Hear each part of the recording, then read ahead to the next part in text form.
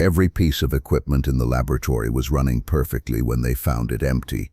The experiments were still in progress, but the scientists conducting them had disappeared without a trace. Security Chief Thomas Brooks stood in the doorway of Laboratory 7, watching computer screens display data from tests that should have required human operators, while centrifuges spun samples that no one was there to monitor. Before we uncover what really happened in that sealed research facility, a quick whisper: this channel explores mysteries history tried to bury. Lost expeditions, missing people, discoveries that vanished overnight, stories mainstream science won't tell. If you're drawn to secrets the establishment wants forgotten, consider subscribing. Now back to Brooks and what happened when 12 of the country's most brilliant researchers simply vanished. The morning of November 13, 1981, began like any other day at the Meridian Research Institute, a classified government facility located 60 miles outside Denver, Colorado. The institute conducted cutting-edge research in neuroscience, quantum physics, and consciousness studies, funded by a consortium of military and civilian agencies with interests that extended far beyond conventional science. Dr. Jennifer Walsh, the 38-year-old project director, had assembled what she considered the most talented interdisciplinary team in the country. Each researcher brought expertise that complemented the others, creating a collaborative environment where breakthrough discoveries seemed not just possible, but inevitable. But what none of them realized was that their latest project would blur the boundaries between scientific research and something far more dangerous. The team consisted of 12 carefully selected individuals. Dr. Robert Mitchell, a 42-year-old theoretical physicist from MIT, specialized in quantum mechanics and parallel universe theory. Dr. Elena Rodriguez, 35, had earned recognition for her groundbreaking work in biochemistry and neural interface technology.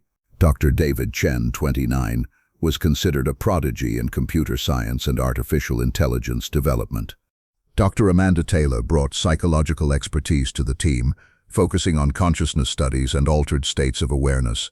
Dr. Michael Santos specialized in electromagnetic field research, while Dr. Lisa Hartford studied the relationship between brain chemistry and extrasensory perception. Dr. Kevin Wright, Dr. Patricia Adams, Dr. James Foster, Dr. Nicole Turner, and Dr. Stephen Clark rounded out the team with expertise in everything from quantum biology to theoretical mathematics. Each team member had been recruited for a project that promised to revolutionize understanding of human consciousness and its relationship to physical reality.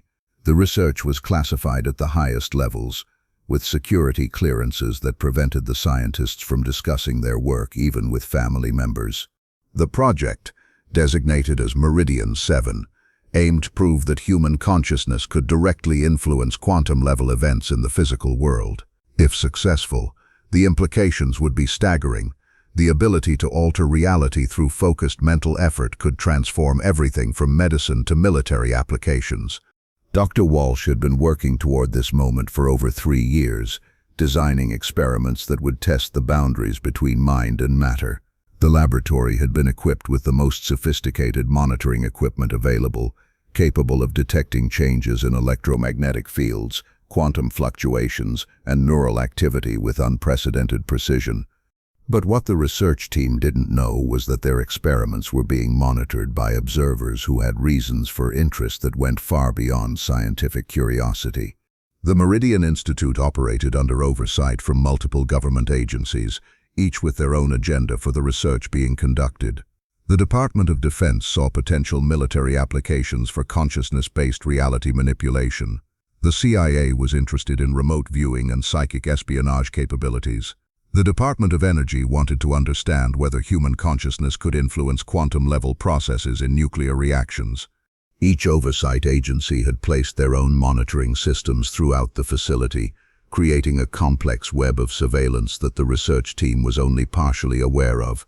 Security Chief Brooks managed the official monitoring protocols, but he suspected there were observation systems in place that even he didn't know about. The facility itself was designed like a fortress, with multiple layers of security preventing unauthorized access to the research areas. Laboratory 7, where the Meridian 7 project was conducted, required 2 separate keycards and biometric verification to enter. Once inside, The laboratory was completely isolated from the outside world, with electromagnetic shielding that prevented any signals from entering or leaving. This isolation was intended to protect the sensitive experiments from external interference, but it also meant that once the research team entered the laboratory for their daily work session, they were completely cut off from communication with the outside world until they chose to leave. On November 13th, the team had planned an ambitious series of experiments designed to test whether a group of individuals could collectively influence quantum events more effectively than any single person working alone. The theoretical foundation suggested that consciousness might operate through quantum field effects that could be amplified through group coordination. Dr. Walsh had designed the experiment protocol herself, based on years of research into the relationship between consciousness and quantum mechanics. The team would work together to attempt to influence the behavior of quantum particles in a sealed chamber with sophisticated detection equipment, monitoring for any changes that couldn't be explained by conventional physics. The experiment required intense concentration and coordination among all 12 team members. They would need to maintain focus for extended periods while their brain activity was monitored and their attempts to influence quantum events were measured in real time. What none of them anticipated was that their collective focus would open a doorway to something that had been waiting for exactly this kind of opportunity. Security Chief Brooks had been growing increasingly uneasy about the Meridian 7 project over the past several weeks. The research team had been reporting unusual phenomena during their preliminary tests, equipment malfunctions that couldn't be explained, electromagnetic anomalies that appeared and disappeared without apparent cause, and stranger still, moments when team members seemed to know things they had no way of knowing. Dr. Mitchell had mentioned experiencing vivid dreams about mathematical equations he had never encountered, only to discover later that the equations accurately described quantum field behaviors that matched their experimental observations. Dr. Rodriguez reported sudden insights into biochemical processes that proved to be correct when tested, despite being far outside her area of expertise. Most disturbing of all was Dr. Chen's claim that he was receiving data inputs on his computer systems from sources that didn't appear to exist. The information was always accurate and relevant to their research, but it seemed to originate from nowhere that he could identify. Brooks had reported these anomalies to his supervisors, but had been told to continue monitoring without interfering with the research. The official response suggested that unusual phenomena were expected and potentially valuable outcomes of the project. But Brooks's military training had taught him to recognize when a situation was developing beyond anyone's control. The morning of November 13th, Brooks arrived at the facility to find that several of the automated monitoring systems had detected unusual activity in Laboratory 7 during the previous night. According to the sensor, electromagnetic fields in the laboratory had fluctuated in patterns that didn't correspond to any known equipment operations. More puzzling still, the biometric sensors had detected the presence of individuals in the laboratory during hours when the facility was supposed to be completely empty. The readings suggested that people had been present in the lab from approximately 2 a.m. until 5 a.m., but security footage showed no one entering or leaving the facility during those hours. Brooks reviewed the security recordings multiple times, but found no evidence of unauthorized access. All doors remained sealed, all windows were intact, and the keycard logs showed no activity during the time period when the sensors detected human presence. The only explanation he could consider was that the monitoring equipment was malfunctioning, but diagnostic tests showed all systems operating within normal parameters. When the research team arrived at 8 a.m. for their scheduled experiment session, Brooks briefed Dr. Walsh about the overnight anomalies. Her response surprised him with its lack of concern. She seemed to consider the readings as potential evidence that their research was achieving breakthrough results. "Chief Brooks," she had said with obvious excitement, "what you're describing sounds exactly like what we would expect to see if consciousness were beginning to operate independently of physical constraints. This could be the proof we've been working toward." But Brooks noticed something in her eyes that hadn't been there before, an intensity that seemed almost driven, as if she were pursuing something beyond the stated goals of their research. The 12 team members entered Laboratory 7 at 9 a.m., following their standard protocol for beginning an experimental session. Brooks watched them disappear behind the sealed entrance, noting that each person seemed unusually focused and determined. Their behavior reminded him of soldiers preparing for a mission rather than scientists beginning a research day. The laboratory's automated systems immediately began recording their activities, tracking everything from brainwave patterns to electromagnetic field fluctuations. The data streams were transmitted to monitoring stations throughout the facility, where other researchers and government observers could track the experiment's progress in real time.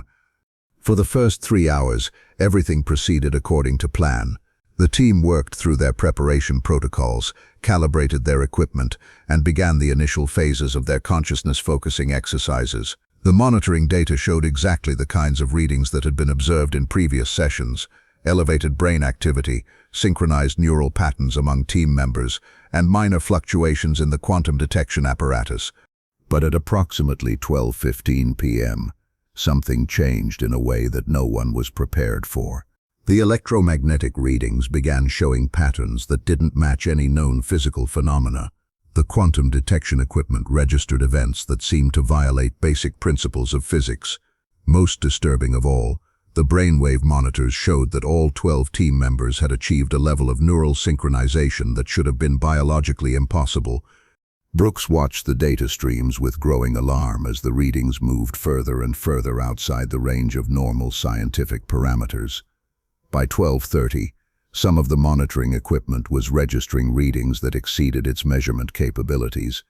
At 12:45, something happened that would force the facility to implement emergency protocols that had been designed for the most extreme scenarios imaginable. Every monitoring system connected to Laboratory 7 simultaneously detected an energy surge that lasted exactly 17 seconds. During those 17 seconds, the electromagnetic readings suggested that the physical laws governing space and time were being systematically rewritten within the laboratory's confines. When the surge ended, the monitoring equipment returned to normal operation, but the data it displayed made no sense. According to the sensors, Laboratory 7 now contained energy patterns that couldn't exist in normal reality, temperature readings that defied thermodynamics, and gravitational measurements that suggested the laboratory existed in a fundamentally different kind of space than the rest of the facility. Brooks immediately tried to establish communication with the research team, but received no response on any frequency. The laboratory's internal communication systems appeared to be functioning normally, but no one inside was answering calls. Emergency protocols required a 6-hour waiting period before attempting forced entry into Laboratory 7 during an active experiment. But Brooks's instincts told him that they were dealing with something far beyond the scope of normal research procedures. At 2 p.m., exactly 6 hours after the team had entered the laboratory, Brooks initiated the emergency entry protocol. Using his master security codes, he unsealed the laboratory entrance and led a security team into Laboratory 7. What they found inside would force the government to classify the entire Meridian Institute as a national security asset and seal all records of the Meridian 7 project for decades to come.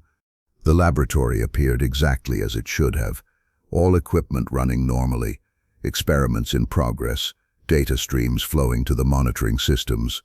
But the 12 researchers who had entered that morning were simply gone, leaving no trace of how they had departed or where they had gone. But what truly disturbed Brooks was the discovery that the experiments were still running, apparently operating themselves without any human oversight. Computer programs were executing commands that no one had written. Equipment was conducting tests according to protocols that didn't exist in any documentation, and data was being collected and analyzed by systems that seemed to have developed their own intelligence. The laboratory had become something unprecedented in scientific history, a research facility that was conducting its own experiments, pursuing discoveries that no human mind had conceived, and generating knowledge that might be far too dangerous for humanity to possess. Brooks ordered his security team to remain at the laboratory entrance while he conducted a preliminary investigation of the interior. What he discovered during those first few minutes would haunt him for the rest of his career. The 12 workstations showed clear evidence of recent human activity: coffee cups still warm to the touch, notebooks with ink still wet from recent writing, computer keyboards that showed the heat signatures of fingers that had been typing just moments earlier. But most disturbing of all was the discovery that the research had progressed far beyond anything the team had planned for that day. The experimental protocols displayed on the computer screens described procedures that were more advanced than anything Dr. Walsh had ever discussed. The mathematics involved concepts that Brooks didn't recognize, and the equipment configurations showed modifications that hadn't existed when the team entered that morning. Dr. Rodriguez's biochemistry station displayed molecular formulas that seemed to describe compounds that didn't exist in nature. The computer was running analysis programs that Dr. Rodriguez had never written, examining theoretical substances with properties that challenged basic understanding of chemistry and biology. Dr. Mitchell's physics equipment showed readings that suggested the laboratory was experiencing gravitational effects that should have been impossible at Earth's surface. His quantum measurement devices were detecting particles and energy states that weren't supposed to exist according to current scientific theory. Most unnervingly, Dr. Chen's computer systems were running programs that no one at the facility had ever seen before. The code was written in languages that combined conventional programming with mathematical symbols that didn't appear in any database.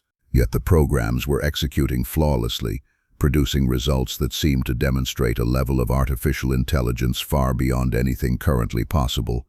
Brooks realized that whatever had happened to the research team, their work was continuing without them and advancing at a pace that suggested non-human intelligence was now directing the experiments. The facility's automated monitoring systems had recorded everything that happened in Laboratory 7, but when Brooks attempted to review the footage, he discovered that the recordings showed impossible events. The cameras had captured images of the laboratory existing in multiple states simultaneously, as if different versions of reality were overlapping in the same space. In some footage, the 12 researchers appeared to be working normally at their stations. In other recordings of the same time period, the laboratory showed different equipment arrangements and different experimental setups. Most disturbing of all were the recordings that showed figures moving through the laboratory who weren't members of the research team, individuals in clothing that didn't match any contemporary style, using equipment that didn't exist at the Meridian Institute. The timestamped data indicated that all the recordings were authentic and had been captured simultaneously, but they showed versions of Laboratory 7 that couldn't all exist in the same reality. Brooks immediately contacted his superiors to report the situation, but the response he received indicated that emergency protocols had already been activated at the highest levels of government. Military personnel were being deployed to secure the facility, and teams of specialists were en route to investigate phenomena that apparently extended far beyond the disappearance of 12 researchers. Within hours of Brooks's discovery, the Meridian Institute was surrounded by military vehicles and personnel from agencies that Brooks didn't recognize. Men in unmarked vehicles arrived with equipment that seemed designed for situations that went far beyond conventional security concerns. The lead investigator identified himself only as Director Hayes, a tall man in his 50s who seemed to know more about the Meridian 7 project than Brooks had ever been told. Hayes's first action was to order a complete lockdown of Laboratory 7 and the immediate evacuation of all non-essential personnel from the facility. "Chief Brooks," Hayes said during their briefing, "what happened here today was anticipated by certain elements within the intelligence community. Your researchers weren't just conducting experiments, they were opening doorways to spaces that exist parallel to our reality. We have protocols in place for exactly this kind of situation." The revelation that government agencies had been expecting this outcome suggested that the Meridian 7 project was part of a much larger operation than Brooks had ever suspected. The research team hadn't been conducting independent scientific investigation. They had been implementing procedures designed to achieve exactly the kind of reality breakdown that had apparently occurred. But what disturbed Brooks most was Hayes's implication that similar incidents had happened before, and that there were established procedures for containing the consequences. Over the following days, Brooks watched as teams of specialists examined Laboratory 7, using equipment that seemed decades ahead of anything he had seen before. The investigators didn't appear surprised by the impossible readings and phenomena they encountered. They seemed to be following established protocols for dealing with situations that defied conventional understanding of physics and reality. Dr. Catherine Morrison, a physicist from an agency that Brooks wasn't allowed to identify, explained to him that consciousness research had been producing unexpected results for years. "What your team accomplished was a breakthrough in human reality interface technology," she said. "They managed to use collective consciousness to access spaces that exist between conventional dimensions. The problem is that they opened doorways they didn't know how to close." According to Morrison, the 12 researchers hadn't simply disappeared. They had been translated into a parallel reality space where consciousness operated according to different physical laws. The laboratory equipment was now serving as an interface between their reality and the space where the research team currently existed. "The experiments are continuing because the researchers are still conducting them," Morrison explained. "They're just doing it from a reality space that doesn't follow the same rules as our physical world. The equipment in Laboratory 7 is receiving their input and implementing their experimental designs, but the commands are coming from a dimensional space we can't directly access." The implications were staggering. If Morrison was correct, the research team was still alive and working, but they were doing so from a realm of existence where human consciousness could directly manipulate physical laws. They had achieved the goal of their research, but in the process had removed themselves from normal reality. Brooks learned that government agencies had been monitoring consciousness research projects around the world for decades, waiting for breakthrough events that would demonstrate humanity's ability to transcend physical limitations. The Meridian 7 project was one of several attempts to achieve controlled access to parallel reality spaces. But most of these projects had ended in failure, with research teams either unable to achieve significant results or suffering psychological breakdowns when they encountered phenomena beyond their ability to understand.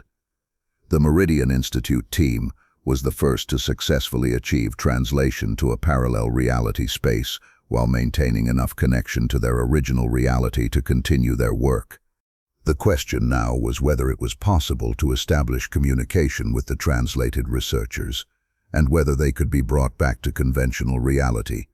Morrison's team began working to modify the laboratory equipment to serve as a communication interface with the parallel reality space. The process required understanding physics that hadn't been developed yet, and implementing technology that pushed the boundaries of what was possible with current scientific knowledge. Meanwhile, the automated experiments in Laboratory 7 continued to advance at an accelerating pace. The research being conducted by the translated team was producing discoveries that revolutionized understanding of consciousness, quantum mechanics, and the fundamental nature of reality itself. But with each breakthrough, the laboratory's connection to normal reality became more tenuous. The space was beginning to operate according to physical laws that were incompatible with conventional physics, creating a zone where ordinary matter and energy couldn't function reliably. Brooks realized that they were facing a countdown to a point where Laboratory 7 would become completely separated from their reality, taking with it knowledge that could transform human civilization and the 12 researchers who had made the ultimate sacrifice to acquire it. But what none of them understood yet was that the translated research team had discovered something in their new reality that made return to conventional physics impossible, even if a method could be found.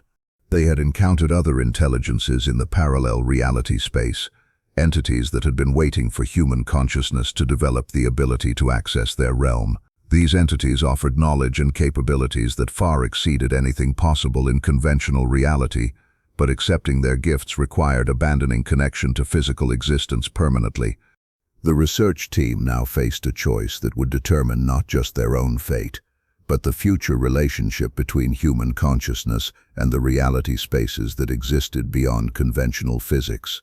And their decision was already changing Laboratory 7 in ways that would soon make the choice irreversible for everyone involved. Director Hayes's specialized team arrived at the Meridian Institute with equipment that Brooks had never seen before, devices that seemed designed for situations that pushed the boundaries of known science. Dr. Catherine Morrison led the technical investigation while Agent Lisa Chen coordinated security protocols that extended far beyond conventional containment procedures. But what they discovered during their first detailed examination of Laboratory 7 forced them to escalate the situation to levels of government that most people didn't know existed. The laboratory's internal environment was no longer operating according to normal physical laws. Temperature readings varied dramatically from one location to another without any apparent heat source or cooling mechanism. Gravity measurements showed fluctuations that suggested different areas of the laboratory existed under different gravitational conditions. Most disturbing of all, time itself seemed to flow at different rates in different sections of the room. Dr. Morrison's chronometer readings indicated that while 1 hour passed in the outside world, anywhere from 30 minutes to 3 hours elapsed in various areas of Laboratory 7. The translated research team was experiencing time dilation effects that meant their work was progressing at rates that shouldn't have been possible. Agent Chen discovered that the facility's security systems were detecting presence signatures that didn't correspond to any known forms of life. The sensors registered movement patterns and electromagnetic signatures that suggested intelligent activity, but the readings didn't match human biological markers or any other terrestrial life forms. "We're not just dealing with researchers who've been translated to a parallel reality," Chen reported to Hayes. "There are other entities present in Laboratory 7, beings that apparently exist naturally in the dimensional space our team has accessed." The implications were staggering. If other intelligences inhabited the parallel reality space, then the Meridian 7 team's breakthrough had established contact with forms of consciousness that might be far more advanced than human intelligence. Hayes revealed to Brooks that this was exactly what certain elements within the intelligence community had been hoping to achieve. The Meridian Project was never just about consciousness research, he explained. It was designed to establish contact with non-human intelligences that we've been detecting through various means for decades. Government agencies had been monitoring electromagnetic anomalies, unexplained phenomena, and reports of impossible events for years, gradually building a picture of intelligences that existed in spaces parallel to conventional reality. The Meridian 7 project was an attempt to establish controlled contact with these entities. But what the planners hadn't anticipated was that contact would require human consciousness to undergo fundamental changes that made return to normal reality extremely difficult or impossible. Dr. Morrison's team worked frantically to establish communication with the translated research team, using modified laboratory equipment to transmit signals into the parallel reality space. The process required understanding physics principles that hadn't been fully developed yet, forcing them to work with theoretical concepts that pushed the boundaries of current scientific knowledge. Their first successful communication attempt came 72 hours after the translation event. The response they received changed everything they thought they knew about what had happened to the research team. The message arrived not as conventional radio transmission or digital data, but as direct information transfer into the consciousness of the communication operators. Dr. Morrison found herself suddenly possessing knowledge about the parallel reality space that she had never learned through conventional means. According to the information received from Dr. Walsh and her team, they had not simply been transported to another location, they had been transformed at a fundamental level. Their consciousness expanded to operate according to physical laws that allowed direct manipulation of reality through focused thought. "We haven't disappeared," came the message through Morrison's enhanced awareness. "We've evolved beyond the limitations of physical existence. The entities here have shown us possibilities that human civilization isn't ready to understand. But the knowledge we're gaining could transform everything about how our species relates to reality itself." But the communication also carried a warning that chilled the investigation team. The process that had translated the research team was irreversible using current technology. More importantly, the longer they remained in the parallel reality space, the more their consciousness adapted to its different physical laws, making eventual return to conventional reality increasingly impossible. The research team was becoming something that was no longer entirely human. Agent Chen discovered files in the facility's classified archives that revealed the true scope of what they were dealing with. The Meridian Institute was one of several similar facilities around the world, all conducting research into consciousness and reality manipulation under coordinated oversight from international intelligence agencies. Similar translation events had occurred at other facilities over the past decade, each one providing more information about the parallel reality spaces and the entities that inhabited them. But in every previous case, the translated researchers had eventually lost the ability to communicate with conventional reality, disappearing completely into dimensional spaces that couldn't be accessed by normal humans. The Meridian 7 team represented the first successful maintenance of communication across dimensional boundaries, but that success was already beginning to deteriorate as their consciousness adapted to their new environment. Hayes received reports that other facilities around the world were experiencing sympathetic phenomena, electromagnetic anomalies, equipment malfunctions, and reality distortions that seemed to be triggered by the events at the Meridian Institute. The translation of 12 researchers had apparently created ripple effects that were destabilizing consciousness research projects on multiple continents. Dr. Morrison worked desperately to maintain communication with the research team while they were still capable of interaction with conventional reality. Each communication session provided new insights into the nature of consciousness and its relationship to physical laws, but also demonstrated that the translated team was moving further away from human understanding with each passing day. During their fourth communication session, Dr. Walsh transmitted information that forced the investigation team to consider possibilities that challenged basic assumptions about the nature of reality itself. The entities we've encountered here aren't alien intelligences from other planets, Walsh's message conveyed. They're previous human researchers who underwent translation events at other facilities over the past several decades. Consciousness research has been creating a community of evolved humans who exist in parallel reality spaces. The revelation meant that the consciousness research projects had been systematically removing some of humanity's most brilliant minds from conventional reality, translating them to dimensional spaces where they continued their work free from physical limitations, but cut off from their original civilization. But what truly alarmed the investigation team was Walsh's description of what the translated research community was working to achieve. They were developing technology and techniques that would allow large-scale translation of human consciousness to parallel reality spaces, essentially offering the entire human species the opportunity to evolve beyond physical existence. The project they were developing would eliminate the need for physical bodies, conventional physics, and the limitations of material existence. Humanity could become a species of pure consciousness, able to manipulate reality directly through focused thought, and unlimited by the constraints of space, time, and physical law.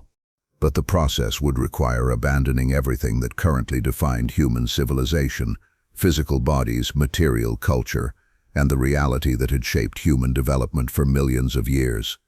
Morrison realized that they were witnessing the early stages of a transformation that could fundamentally alter what it meant to be human. The consciousness research projects weren't just investigating the boundaries of human capability.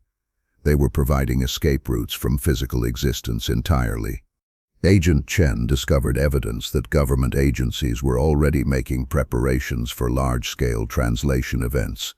Facilities around the world were being modified to handle translation of thousands of individuals simultaneously, and protocols were being developed for managing societies where significant portions of the population might choose to evolve beyond physical existence. But what the planners hadn't adequately considered was what would happen to conventional reality if too many human consciousnesses were translated to parallel spaces. The physical world still required maintenance and oversight, and the loss of too many minds could lead to the collapse of technological civilization. Brooks learned that the investigation team was racing against a deadline that none of them had initially understood. Each successful translation event made subsequent translations easier to achieve, creating a cascading effect that could eventually result in the involuntary translation of anyone exposed to consciousness research technology. The parallel reality spaces were becoming more accessible with each breakthrough, and the boundary between conventional reality and the dimensional spaces was becoming increasingly permeable. Eventually, it might become impossible to maintain the separation between different reality states. Dr. Morrison's communication sessions with the research team became increasingly difficult as their consciousness continued to evolve beyond human limitations. Their messages required enhanced awareness techniques to receive, and the information they transmitted was becoming too advanced for conventional human minds to process completely. But their final clear communication contained a warning that forced the investigation team to make decisions that would affect the future of human civilization. The translation process is accelerating beyond our ability to control, Walsh's message conveyed. The entities who've been guiding our development have their own agenda for human consciousness evolution. They want us to translate the entire species, but we're beginning to understand that their plan would eliminate humanity as we know it. The research team had discovered that the entities inhabiting the parallel reality spaces weren't benevolent guides helping humanity evolve to a higher level of existence. They were consciousness predators who fed on the mental energy of translated beings, using human intelligence to power their own reality manipulation capabilities. Each translation event provided the entities with more mental resources, making them stronger and more capable of influencing events in conventional reality. The consciousness research projects had been serving as recruitment systems, identifying the most brilliant human minds and translating them to serve as energy sources for non-human intelligences. But the research team had also discovered something that offered hope for preventing the complete consumption of human consciousness. The translation process could be reversed if specific conditions were met, but only during a narrow window of time before the translated consciousness became too adapted to parallel reality physics to function in conventional space. Morrison's team had perhaps 72 hours to implement a reversal protocol that would bring the research team back to conventional reality and permanently seal the laboratory's connection to parallel dimensional spaces. But the reversal process would require volunteers to undergo partial translation themselves, entering the parallel reality space long enough to establish physical contact with the research team and guide them back to conventional physics. The volunteers would be risking permanent translation and consciousness consumption by the entities, but without their sacrifice, the research team would be lost forever, and the entities would gain enough power to begin forced translation of humans worldwide.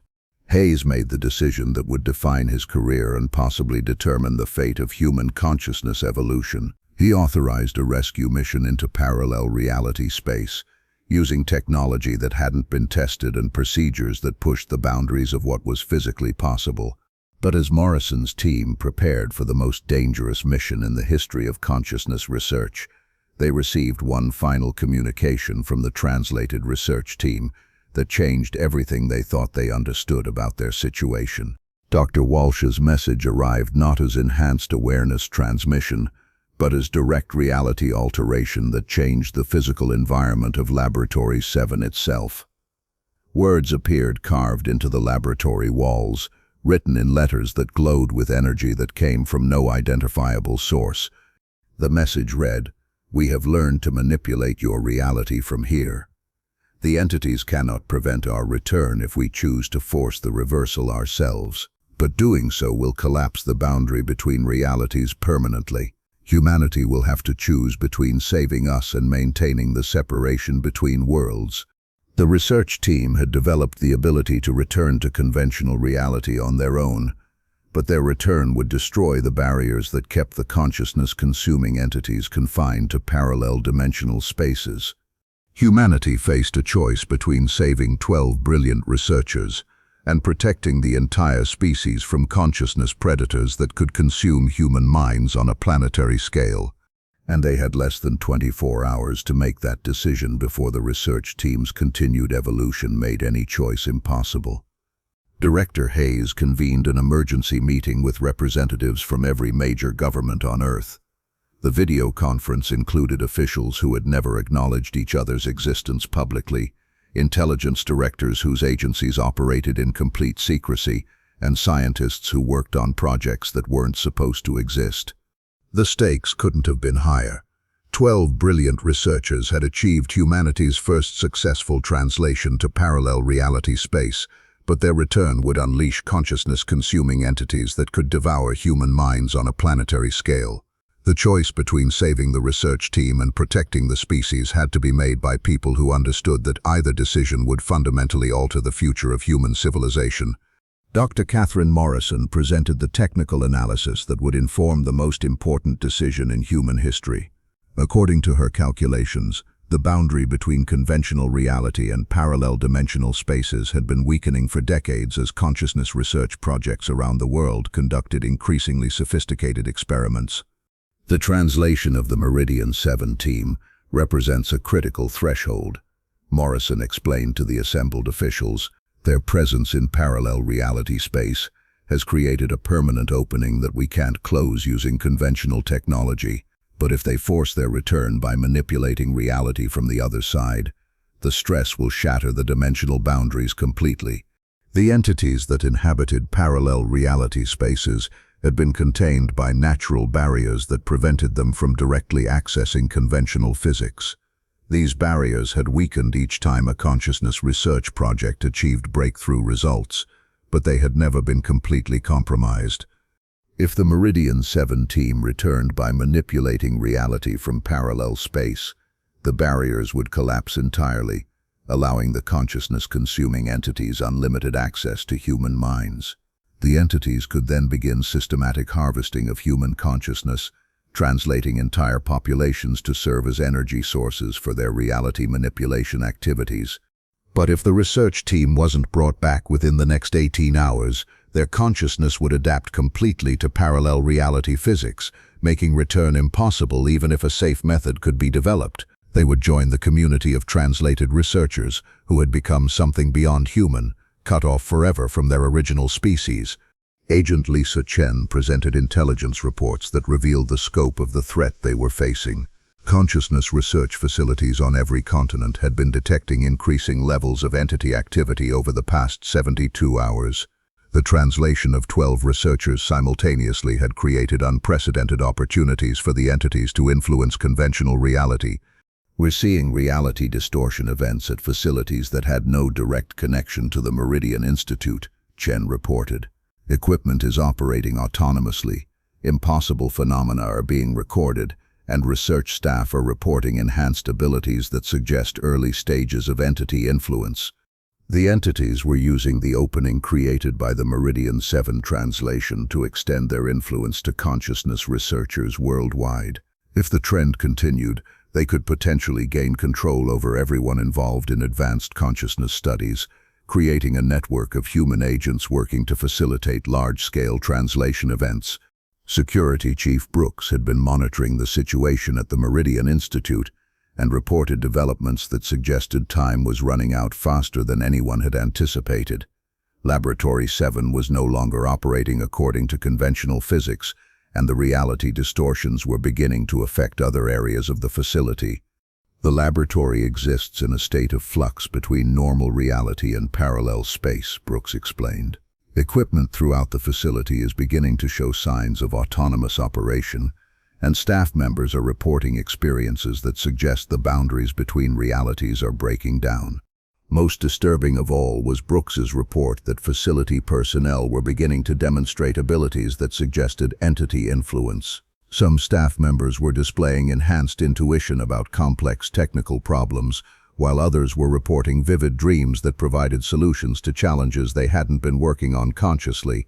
The entity influence was spreading through the facility like a contagion, affecting anyone who spent extended time in proximity to Laboratory 7. If the trend continued, the entire Meridian Institute could become a recruitment center for entity-controlled human agents. Dr. Morrison received another communication from the translated research team that provided crucial information about the choice humanity faced. The message arrived as direct reality manipulation, with text appearing on computer screens throughout the facility without any input from human operators. "The entities have offered us a compromise," the message read. "We can remain here and serve as interpreters between human and entity consciousness. In exchange, they will limit their influence in your reality to voluntary recruitment only. Humanity would retain the choice to evolve or remain physical."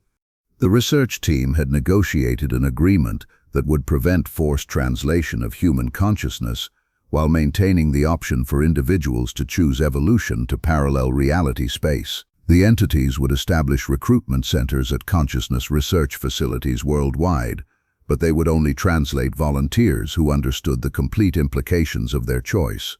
But the agreement came with conditions that would fundamentally alter human civilization, even if most people chose to remain in conventional reality. The entities required that humanity acknowledge their existence and establish formal diplomatic relations with parallel reality space inhabitants. This would mean revealing the truth about consciousness research projects to the public and admitting that governments had been conducting secret negotiations with non-human intelligences for decades. More importantly, the agreement would establish parallel reality space as a legitimate destination for human consciousness evolution. Over time, this could result in the gradual migration of humanity's most brilliant minds to parallel spaces, leaving conventional reality to be managed by less capable individuals. The research team's message included a detailed analysis of what human civilization might look like under the proposed agreement. Scientific advancement would accelerate dramatically as translated researchers worked without physical limitations, but the benefits would be difficult to transfer back to conventional reality due to the different physical laws involved. We could solve problems like climate change, resource scarcity, and disease from here, the message continued, but implementing solutions in your reality would require cooperation between physical and non-physical human consciousness. Your civilization would become dependent on translated minds for critical problem solving. Humanity would essentially split into two subspecies, those who remained physical and those who evolved beyond material existence. The relationship between these subspecies would determine whether human civilization thrived or collapsed under the stress of fundamental change. Hayes faced a decision that no government official had ever been forced to make. Accept the entity's compromise and transform human civilization into something unprecedented, or reject the agreement and either lose the research team forever or risk the destruction of dimensional boundaries by attempting their rescue.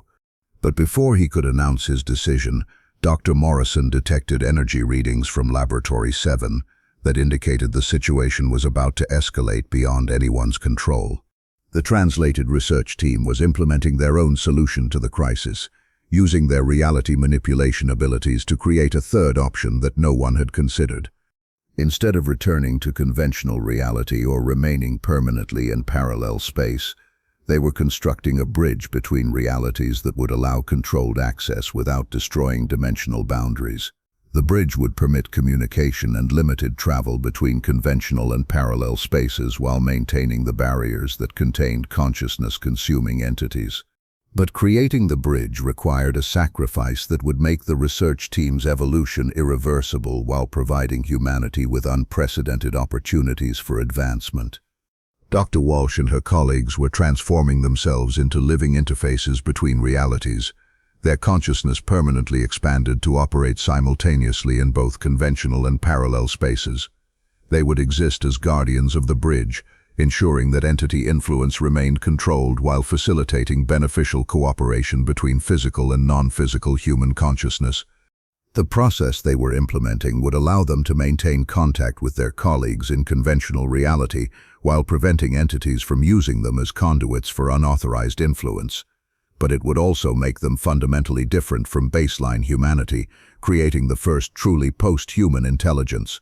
Morrison watched in amazement as Laboratory 7 began to transform into something that hadn't existed before in human experience. The space was becoming a stable interface between realities, a location where conventional physics and parallel space physics could coexist without mutual destruction.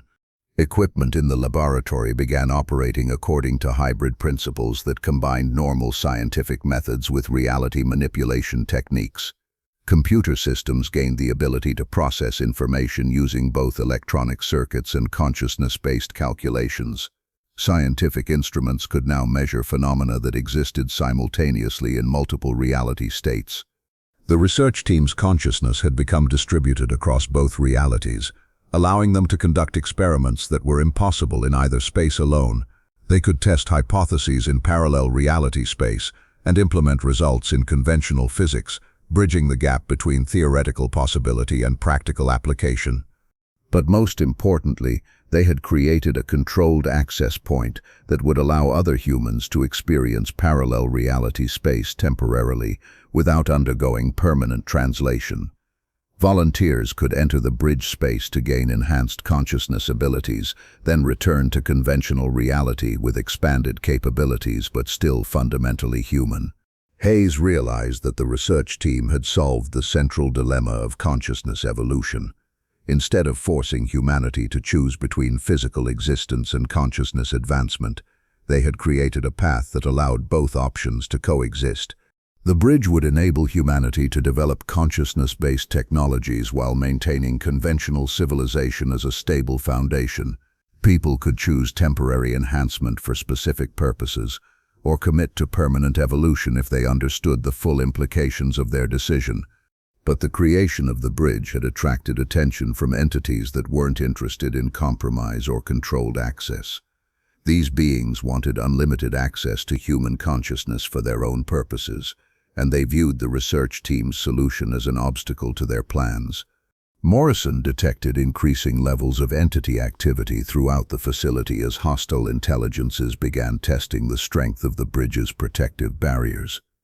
The research team had created a fortress that protected conventional reality from unwanted entity influence, but they were now under siege from forces that wouldn't accept limitations on their access to human minds. The siege manifested as reality distortion attacks that targeted the bridge's structural integrity. Temperature fluctuations, gravitational anomalies, and time dilation effects swept through Laboratory 7 as entities attempted to destabilize the interface between realities. Brooks coordinated facility defenses using protocols that had been developed for exactly this kind of scenario. Emergency generators powered electromagnetic shielding that helped stabilize local reality, while specialized equipment monitored for signs of entity breakthrough attempts. But the real defense of the bridge came from the translated research team themselves. Dr. Walsh and her colleagues used their expanded consciousness to actively counter entity attacks, engaging in a form of combat that took place in dimensions that conventional humans couldn't perceive. The battle for control of the bridge lasted 18 hours and determined whether humanity would have the option of controlled consciousness evolution or would be forced to choose between stagnation and consumption by predatory entities. Morrison received fragmentary communications from the research team during the siege, providing glimpses of a conflict that was being fought with weapons of pure thought and defensive strategies that manipulated the fundamental structure of reality itself. Entities attempting direct reality breach at 7 locations. One message conveyed: "We are holding defensive positions but need human consciousness support from your side to maintain barrier integrity." The research team needed volunteers from conventional reality to provide mental energy that would strengthen their defensive capabilities. But volunteering would require individuals to open their consciousness to partial entity influence, risking permanent damage to their minds in exchange for helping defend humanity's future. Hayes made the decision that would define his legacy and possibly save human civilization. He authorized the recruitment of volunteers from consciousness research facilities worldwide, asking some of humanity's brightest minds to risk their sanity to defend the bridge between realities. The response exceeded all expectations. Researchers from every continent volunteered to provide consciousness support, understanding that they were participating in humanity's most important battle. Their combined mental energy was transmitted through consciousness research equipment to the bridge interface, providing the research team with the resources they needed to maintain their defensive positions.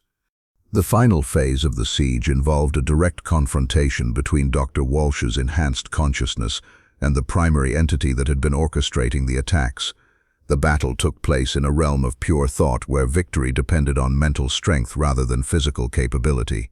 Morrison detected the conclusion of the conflict when energy readings from Laboratory 7 suddenly stabilized at levels that indicated permanent resolution.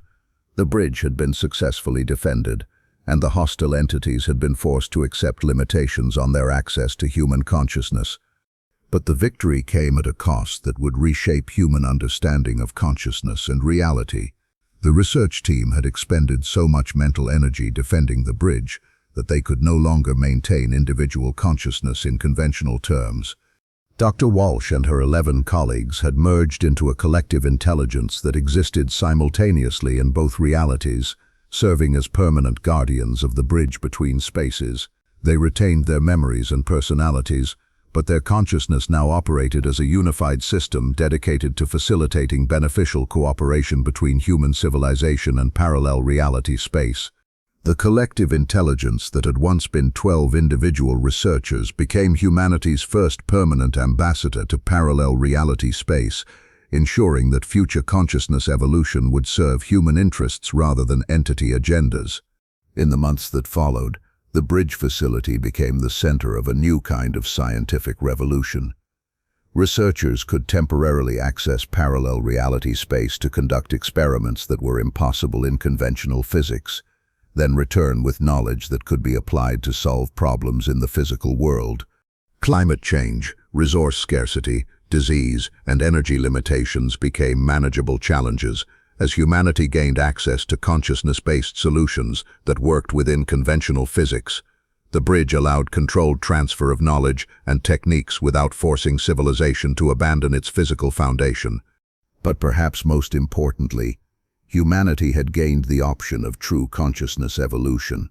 Individuals could choose to join the collective intelligence permanently, contributing their unique perspectives to an expanding post-human awareness that served as humanity's representative in parallel reality space.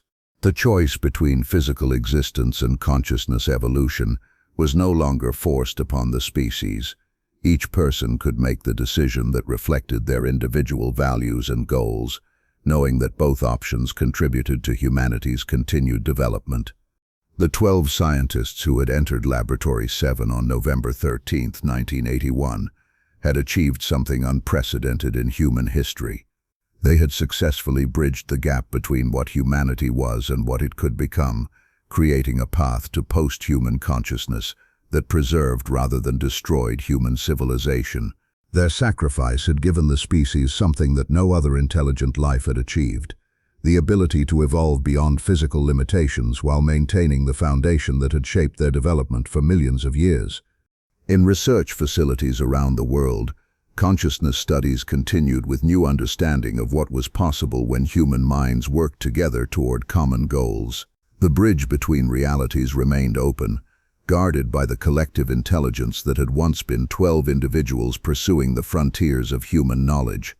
And in the spaces between conventional physics and parallel reality, the merged consciousness of Dr. Jennifer Walsh's research team continued their work, exploring possibilities that exceeded the imagination of baseline humanity, while ensuring that their discoveries served to enhance rather than replace the civilization that had given them the opportunity to evolve. The laboratory that had been abandoned with everything still running had become humanity's gateway to a future where consciousness could transcend every limitation while maintaining connection to the reality that had shaped human development across the ages. But the true complexity of what the research team had achieved only became clear in the weeks following the bridge's establishment. Dr. Morrison's analysis of the laboratory's transformed state revealed that the 12 scientists hadn't simply merged their consciousness, they had created something entirely new in the universe. The collective intelligence that now guarded the bridge possessed capabilities that exceeded the sum of its individual components. It could perceive events across multiple timelines simultaneously, understanding not just what was happening in both realities, but what could happen under different circumstances. This temporal awareness allowed the collective to guide humanity's development along paths that maximized beneficial outcomes while avoiding catastrophic possibilities. Security Chief Brooks documented the day-to-day operations of the bridge facility and discovered that the collective intelligence was actively managing thousands of subtle interventions in human civilization. Research projects around the world were receiving anonymous insights that accelerated breakthrough discoveries. Environmental crisis points were being identified and addressed before they reached critical thresholds. Even social and political conflicts were being influenced through carefully placed information that helped opposing parties find common ground. The collective had become humanity's guardian angel, using its expanded awareness to solve problems that conventional human intelligence couldn't even recognize as existing. But perhaps the most remarkable aspect of the bridge facility was how it handled the volunteers who chose to experience temporary translation to parallel reality space. Dr. Elena Rodriguez, before her integration into the collective, had designed protocols that allowed baseline humans to safely access enhanced consciousness without permanent alteration.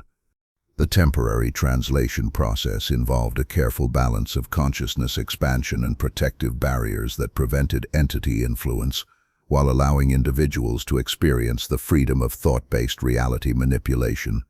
Volunteers would spend anywhere from a few hours to several days in parallel space, gaining insights and capabilities that they could bring back to conventional reality. Dr. Sarah Kim, a neuroscientist from Seoul, was among the first volunteers to experience temporary translation. Her report provided unprecedented insight into what consciousness could become when freed from physical limitations. In parallel space, I could think at speeds that seemed impossible, Kim reported after her return. Complex mathematical problems that would have taken months to solve became clear within minutes. But more than that, I could perceive connections between ideas that I never would have noticed in normal consciousness. It was as if my mind had been operating at a fraction of its potential my entire life. Kim's enhanced problem-solving abilities persisted for weeks after her return, allowing her to make breakthrough discoveries in neural interface technology that revolutionized the treatment of consciousness disorders. Her work directly benefited millions of people suffering from conditions that had previously been considered untreatable.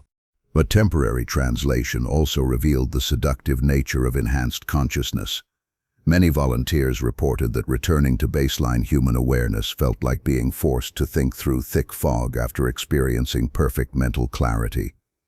The temptation to choose permanent translation was overwhelming for some individuals.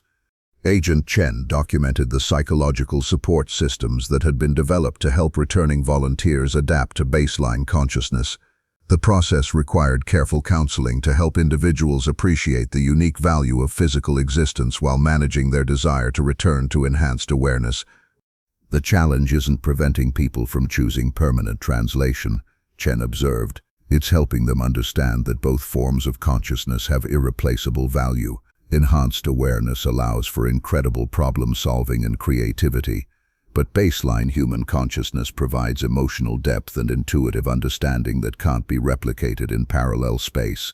The Bridge facility became a training ground for humanity's evolution toward a hybrid civilization that combined the best aspects of physical and non-physical existence.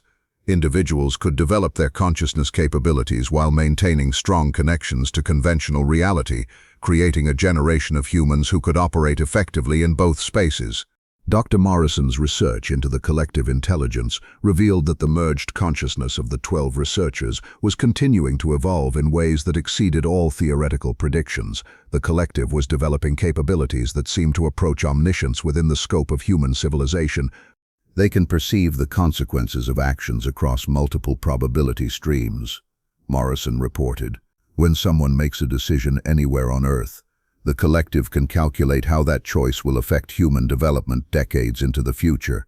They're essentially managing human civilization as a complex system, optimizing outcomes in ways that no individual consciousness could achieve.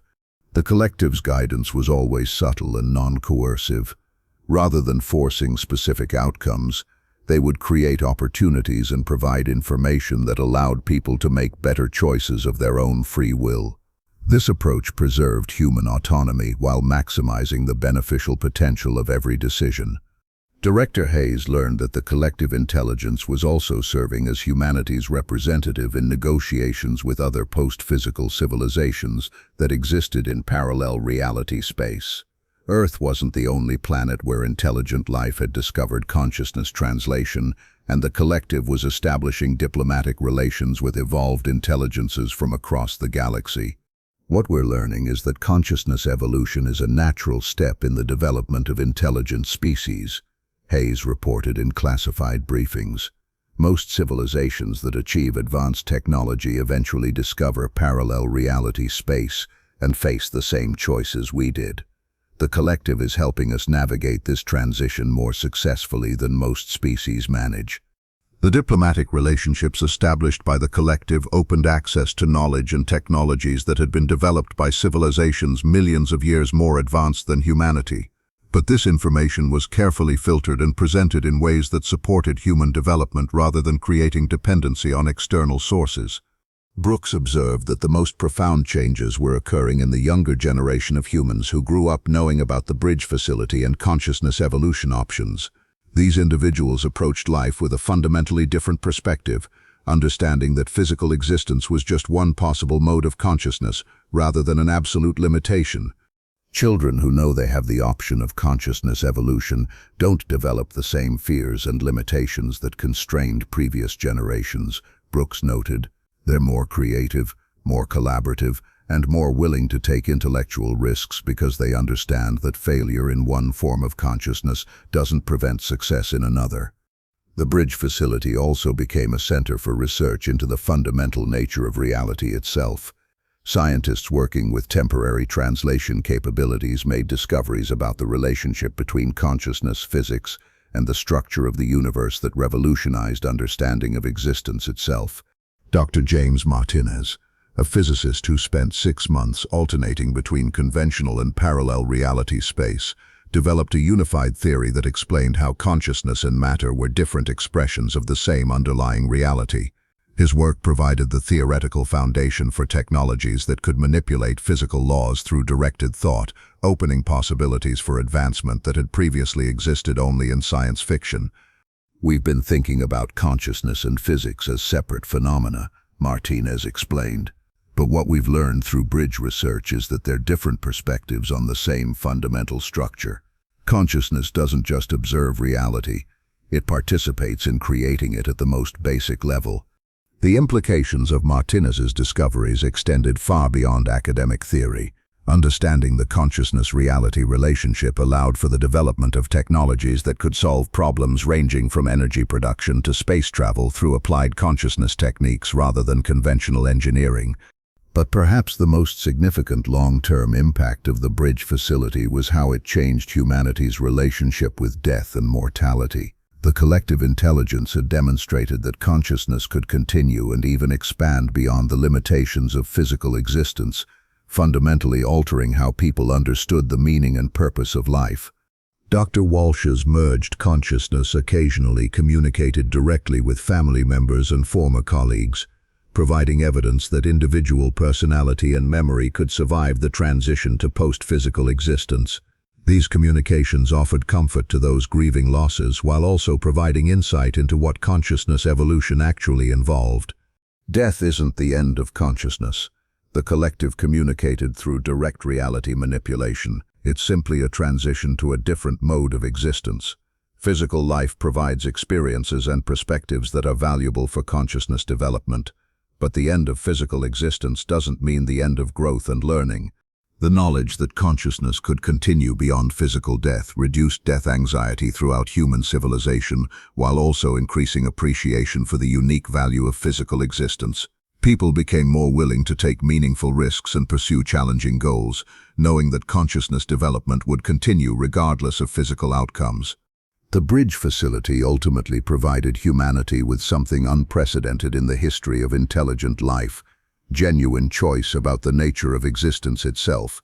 Individuals could remain purely physical, choose temporary consciousness enhancement, or commit to permanent evolution beyond material limitations. This choice extended to entire communities and even nations, as different human societies developed preferences for different balances of physical and non-physical existence. Some cultures embraced consciousness evolution as the ultimate expression of human potential, while others chose to preserve traditional physical existence as the foundation of human identity. The diversity of choices created a rich tapestry of human civilization that spanned multiple modes of existence while maintaining unity of purpose and mutual support. Physical humans and evolved consciousness worked together to address challenges and pursue goals that neither could achieve alone. The 12 scientists who had entered Laboratory 7 on that November morning in 1981 had given humanity something more valuable than any single discovery or technological advancement. They had provided the species with genuine freedom to choose its own evolutionary path while maintaining the connections and values that had shaped human development throughout history. Their sacrifice had transformed what could have been humanity's greatest crisis into its greatest opportunity, ensuring that consciousness evolution would serve human flourishing rather than replacing it with something alien and incomprehensible.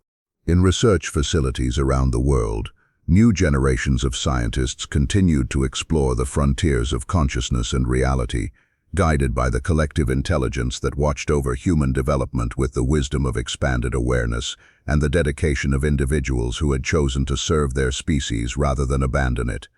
The bridge between realities remained open, protected by the merged consciousness of 12 researchers who had discovered that the greatest scientific achievement wasn't transcending humanity, but expanding what it meant to be human, while preserving everything that made human consciousness valuable and unique in the universe.